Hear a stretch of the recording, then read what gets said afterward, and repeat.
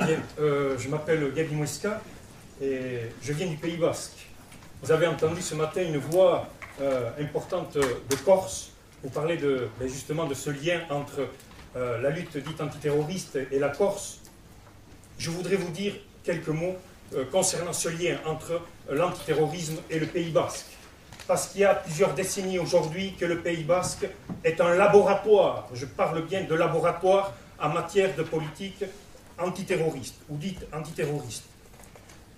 Je voudrais vous remercier ceux qui ont organisé cette journée, parce que rares sont les temps et les lieux dans lesquels on aborde ces sujets en vérité. Je fais quand même remarquer qu'il y a peu d'élus dans cette salle, peu d'élus. J'espère que cela ne démontre pas que les représentants de la nation se désintéressent d'une question aussi importante que ces fameuses lois dites antiterroristes. Deux petites remarques sur ce que j'ai entendu depuis ce matin dans cette salle. D'abord, un lien avec ce qu'a dit M. Santouli, qui a fait effectivement un lien très juste entre les faits posés et cette justice est plutôt entre les motifs politiques qui sont à l'origine des actes posés. C'est effectivement un des ressorts importants sur lesquels il faut que nous réfléchissions tous en tant que citoyens lorsqu'on aborde certaines questions dites de terrorisme. On a parlé de droit commun et je rejoins bien évidemment vous tous pour dire que nous sommes dans une démocratie et qu'effectivement le droit commun doit s'imposer, doit s'appliquer, avec évidemment cette remarque que vous, magistrats, premier responsable du syndicat magistrature, avez dit, mais il faut aller au-delà peut-être que de se contenter justement de ce droit commun.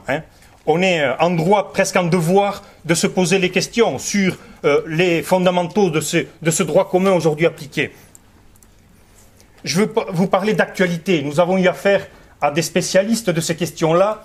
Je voudrais vous rappeler deux faits que vous n'avez sûrement pas entendus dans la presse française. Au Pays Basque, depuis quelques semaines, nous sommes rentrés dans un nouveau processus politique très intéressant que nous portons, nous, militants patriotes basques. Nous voyons dans la presse, depuis quelques jours, des journalistes passer de mots du terroriste de l'ETA au mot militant de l'ETA.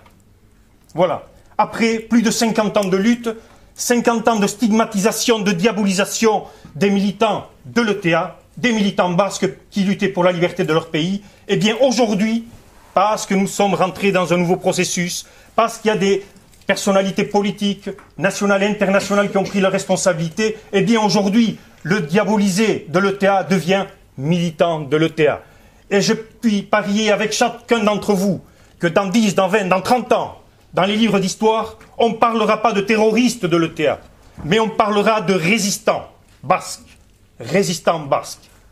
Et puis une dernière anecdote, qui, je pense, fera une conclusion de cette journée.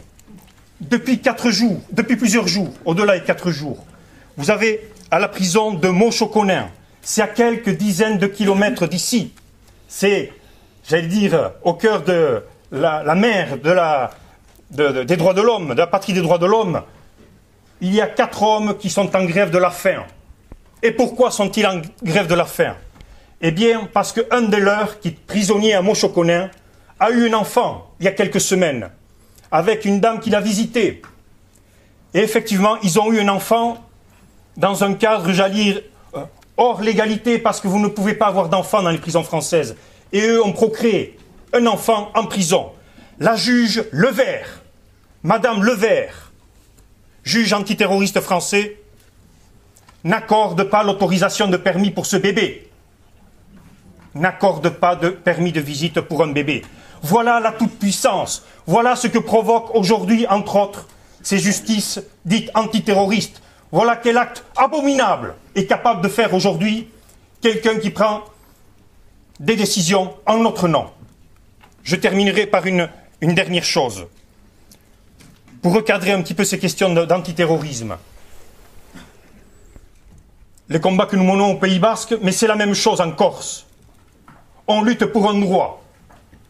Eh oui, on lutte par toutes les armes pour obtenir un droit, le droit à l'autodétermination, que les gens de notre peuple puissent utiliser ce droit international qui nous permettra de décider de ce que sera notre futur.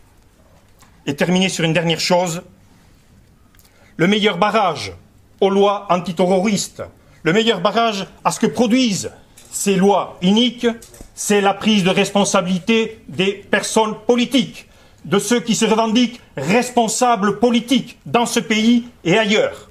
Le meilleur barrage aux lois antiterroristes, c'est ça. Messieurs les députés français, je vous invite, et j'ai presque peine à m'adresser à vous, parce que je vous connais, parce que je sais ce que vous faites. On a ce matin, M. Simeoni l'a rappelé, par rapport à la question corse, mais je pourrais dire aussi les responsabilités que vous avez prises, certaines d'entre vous, pour ne pas dire vous tous que je connais, de l'avocat au président de LDH, au député, ma mère. Oui, j'ai envie de dire, et soyez les porteurs de cette parole. Vous, hommes politiques de ce pays, prenez vos responsabilités par rapport à la question corse, par rapport à la question basque, mais il y a sûrement bien d'autres domaines. C'est le meilleur barrage à la question aujourd'hui de l'antiterrorisme dans ce pays et ailleurs. Merci pour votre attention.